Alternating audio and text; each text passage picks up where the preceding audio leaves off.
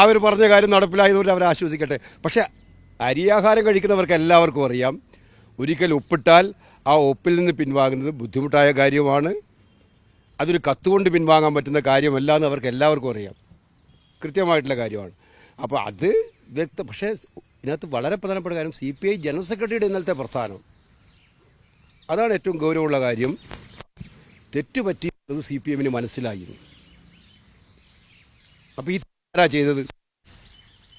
Party നയമില്ല, LDF നയമില്ല.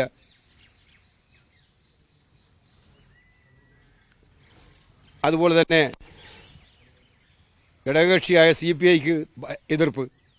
പിന്നെ ഈ നയങ്ങളൊന്നും ഇല്ലാതെ ആരാണ് പോയി ഒപ്പിടാൻ പറഞ്ഞത്? CPMന് തെറ്റുപറ്റി എന്നുള്ളത് അവർ സമ്മതിക്കുന്നുണ്ടെങ്കിൽ അതിൽ നിന്നും ആ പദ്ധതിയിൽ നിന്ന് തെറ്റുപറ്റി എന്ന് അവർ തുറന്നു പറഞ്ഞ് മാപ്പ് പറയാൻ തയ്യാറാവാണ് കേരള ജനതയോട്. അത് പറഞ്ഞത് വേറെ ആരുമല്ല, CPI ജനറൽ സെക്രട്ടറിയാണ് പറഞ്ഞത്. വളരെ ഗൗരവതരമായിട്ടാണ് ഇന്നലെ കണ്ടത്. CPI ജനറൽ സെക്രട്ടറി പറയുന്നത് CPMന് തെറ്റുപറ്റി. അത് ഗുരുതരമായ കാര്യമല്ലേ? അപ്പോൾ അത്രയും ഒരു ഘടകകക്ഷി പറയുന്ന അവസ്ഥയിൽ പോലും എത്തിക്കാൻ, ഇത് നിർബന്ധിപ്പിക്കാൻ ഈ കരാർ എന്താണ് കാരണമെന്നുള്ളത് ഇപ്പോഴും അജ്ഞാതമാണ്. അജ്ഞാതമല്ല, എല്ലാവർക്കും അറിയാം, പക്ഷേ അജ്ഞാതമാണെന്ന് അടിക്കുകയാണ്. ഇത് കൃത്യമായിട്ടും BJPയെ സന്തോഷിപ്പിക്കാൻ വേണ്ടി ചെയ്ത കാര്യമാണെന്ന് വ്യക്തമാണ്. CPIക്ക് നീതി കിട്ടിയിട്ടില്ല. CPI ഉയർത്തിയ വിഷയങ്ങൾക്ക് അത് എങ്ങനെ കിട്ടിയത്?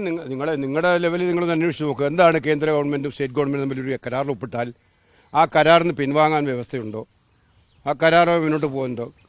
എന്താണ് സാഹചര്യം ഉണ്ടാവുക? നിങ്ങൾ അന്വേഷിച്ചു നോക്കുക. മുകളിലല്ലാതെ വന്നിട്ടുണ്ട്. ഞാൻ മനസ്സിലാക്കിയെടുത്തോളം ഒരു കത്തും ഉണ്ടാക്കാൻ ആ കരാർ ഇല്ലാതാവുന്നില്ല, കത്തും ഉണ്ടാ കരാർ നീട്ടിവെക്കുന്നില്ല.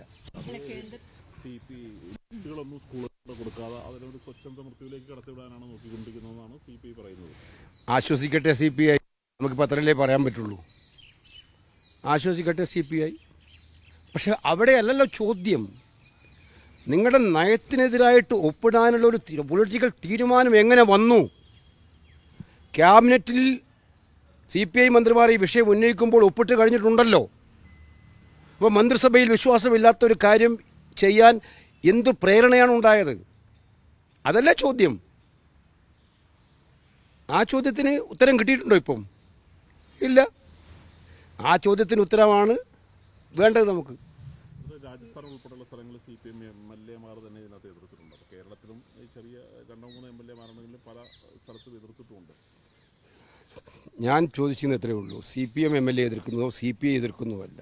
ഇത്തരമൊരു നയത്തിലോട്ട് പോയി ധൃതി പിടിച്ച് ഒപ്പിടാൻ, അതും ക്യാബിനറ്റെ പോലും മറച്ചു വെച്ചുകൊണ്ട് ഒപ്പിടാൻ കാണിച്ച ചേതോവികാരം എന്തായിരുന്നു എന്നുള്ളത് വ്യക്തമാക്കണം. ഇപ്പോൾ ഇതിപ്പോൾ ക്ലിയറാണ്. അപ്പോൾ ഇതേ ഗവൺമെൻറ് തന്നെയാണ് 2024 കത്ത് എഴുതുക, കണ്ടിട്ടുണ്ടാവുമല്ലോ. Principal secretary എഡ്യൂക്കേഷൻ്റെ കത്തുണ്ടായിരുന്നു. ഇത് നടപ്പിലാക്കാൻ ഞങ്ങൾക്ക് ഭയങ്കര ഔത്സുക്യമുണ്ട്, കേരളം കാത്തിരിക്കുന്നൊരു പദ്ധതിയാണ്, ആ പദ്ധതിയിൽ ഞങ്ങൾ ചേരാനുണ്ട്, അതുകൊണ്ട് ആദ്യത്തെ ഗഡു തരണം എന്ന് പറഞ്ഞുകൊണ്ട് 2024, ഇപ്പോഴല്ല, ഒരു വർഷം മുമ്പ് അയച്ച കത്താണ്. അപ്പോൾ ഇത് കൃത്യമായിട്ടും തീരുമാനിച്ചത് CPM ആണ്. CPI മന്ത്രിമാർ ഒപ്പിട്ടത്. അപ്പോൾ ഇതിൻ്റെ എല്ലാ വഴികളും പരിശോധിക്കുമ്പോൾ നമുക്ക് മനസ്സിലാക്കാൻ സാധിക്കുന്നത് ഇത് കൃത്യമായിട്ടും ഒരു ഡീലിൻ്റെ ഭാഗമായിട്ടുണ്ടായതാണ്.